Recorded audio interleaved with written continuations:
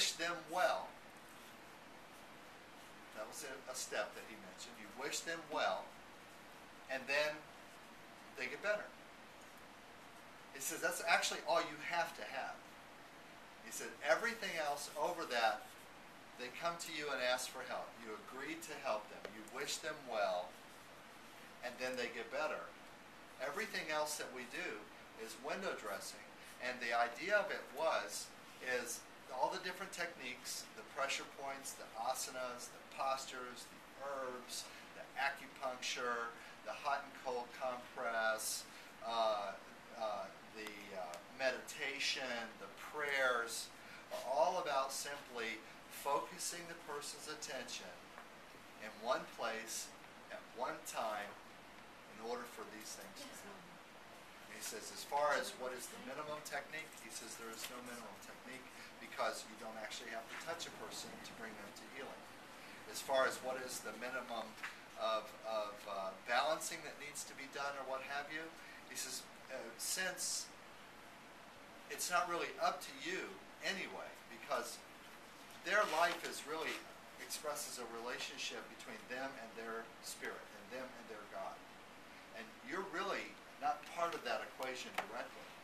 And so we are more seen as facilitators of the experience which is always available to the person.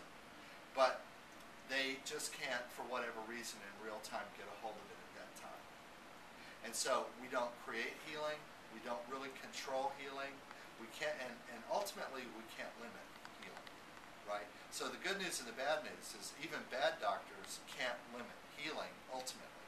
Ultimately, if healing is in the cards and is part of that agreement of that person as a spirit in this life, between them and their spirit, then they're going to find the healing they need in spite of all the bad practitioners all around them. But it might take them longer. It might take them a while. And some people would say, well, that's just the journey, right? But the same traditions that say these things also say that we were always provided assistance in real and practical terms, and we were always provided guides in the bardo. So, for example, they say that even after you're dead, you're not by yourself. Like some philosophies say, well, you come in, and when you die, you're by yourself, and actually the traditions say, actually, that's not true. That actually, we're never alone, we never were alone, we're not alone, and we never will be alone. That we had support, and we have people, and if you want to say energy to support our life, the moment we were born, all of our life we have benevolent deities and wrathful deities, so we have friends and enemies that help us through our life all the time through our life. And then after we die and we're in the bardo, we have the benevolent deities and the wrathful deities. They'd say the Buddhas and the demons who come and help us through the bardo. And so in the worst state, like in Tibetan Book of the Dead, it says there are 7 realms of existence. And the lower realms are called the hell realms, or the realms of the hell beings. And they're not good places. They're described as kind of like really not good places, right? Even in the worst of the worst of the worst incarnations, the book says that there are deities, like Bodhisattva, who are in those places, who are there to help us and to help reduce our suffering, help increase our awareness, to give us more the possibility to participate in a healthful way in our life, even in the worst place of the worst place of the worst place. Now, I believe that the Tibetan Book of the Dead is not literally about what happens after you die. I actually think that the Tibetan Book of the Dead actually refers to all the different lives that we have in this life, all the different ways that we live in this life, where we're in different situations. How it can't possibly be any worse of an environment to think of someone who's in a prison cell being tortured against their will, especially for some crime imagined that they may or may not have had anything to do with. And in fact, one of the things that came out in this study was that these torture research was being done with prisoners who they knew for a fact had nothing to do with any criminal activity, but that they were collateral damage. In other words, they've been picked up in perimeter or in periphery of something that had happened. But they knew for a fact, because some of these were like 10, 12, 13-year-old boys who were arrested and brought to Guantanamo Bay and so on, and they could not possibly have had any material involvement in 9/11 or anything like that, but they have tortured them, some of them 200, 300, 400 times over a period of 5 and 10 years now, to see what happens to them as a result of that process. Okay? Is there any possible idea that hell could be any worse for someone in that situation? Is it even possible to imagine that hell could be worse, that there could be a worse place, than being in a place like that? So hell exists on earth right now this minute. The realm of the hell beings is real, it's tangible, and it exists concurrently with our own reality. Okay?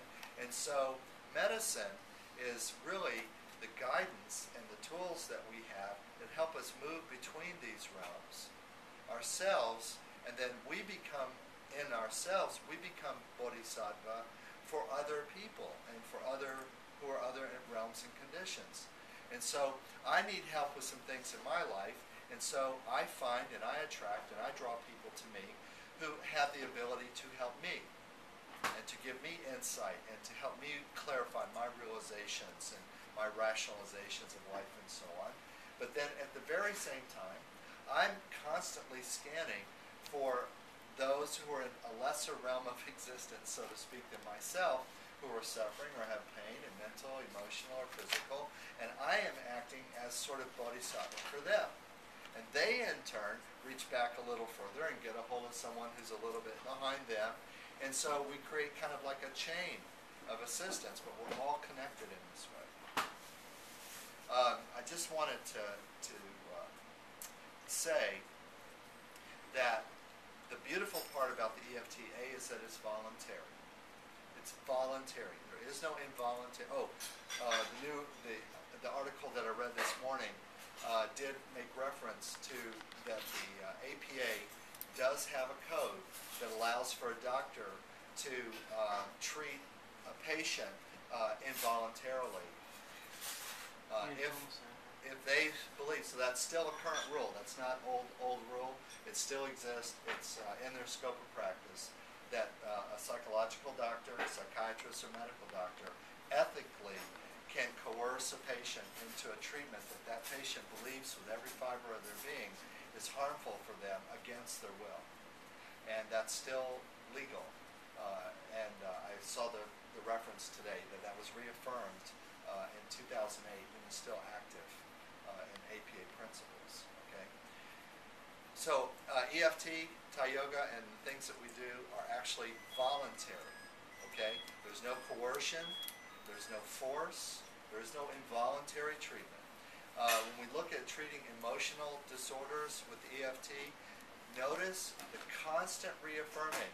Now I want you to understand that you're responsible for your own comfort. You're responsible for your own health and welfare. You're responsible for your own happiness. And I want to reaffirm over and over and over again that even as we're going progressively through the treatment, that you still have that right. That you can still say when. You can still say no. You can still say it's enough is enough at any time.